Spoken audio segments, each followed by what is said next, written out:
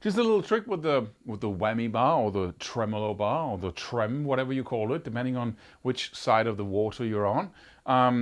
But it's a really simple trick, and it sounds really alien-like. It sounds so weird, and it gives a really nice effect together with a bend. What I do is basically flick the whammy bar here, like that. So you push it down, and then you release it like what do you call these, right? Or like an arrow on a bow. You pull it back, and then you just release it, and then it snaps back, right? That's what we want to have. And then it does that. It snaps back into position, but then it goes a little bit too far. Then go back like that. So you get that brrr, brrr, right? And the key to using this is, we're just going to get to that in a second. But what I recommend that you do is try to do a bend. So you do the rake effect if you want to do the whole there, muted strings there.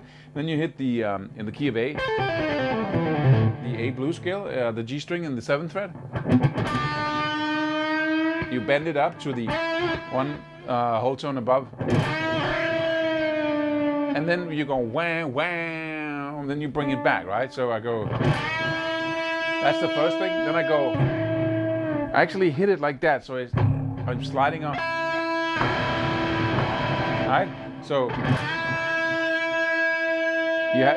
it's a good idea if it stays here and not does that. So and then you can release it down. So wah wah, right? Also, you can do a little bit of a pinch harmonic when you. Because then it says wah, and then when the tremolo bar starts vibrating, it goes.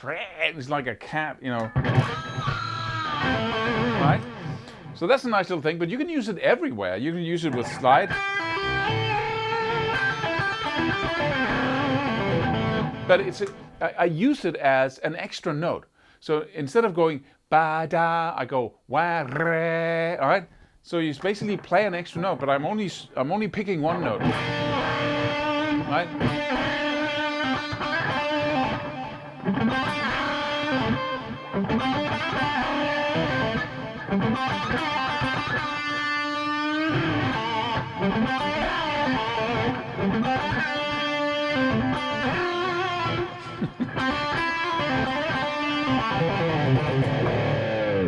Right? So use it as a way of not just an effect, but as an extra note, right? And just practice doing it in the beginning. Just go basically. I'm hitting it with my pinky. That seems to work really well. Depending on what kind of whammy you have, this has no tip on it, like a Fender type thing. So it's easier to slide off. If you can't do that, flick it like that because you have a tip on it. You can experiment with doing other things than using your pinky. But, right? Very nice. But the secret to actually using this, because you can learn a lot of tricks, you can learn a lot of things, but you won't use it. And you'll forget to, and this thing's just gonna, be there, and you're not using it. How do you start doing that automatically? Well, there's only one way of doing that. Or two ways you could say. Either you love that so much, that sound, that you're naturally going to be pulled towards it.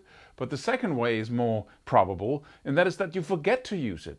And the way to use it and remember to use it and use it for the rest of your life is to make a rule that you never, ever, ever sit down to play a solo, or stand up for that matter, when you play in your band, if you play in a band, when you're practicing by yourself or a backing track, whenever you play licks, you use it constantly. And I mean constantly. And that's why you need the rule. You need to stop not using it. So whenever you play.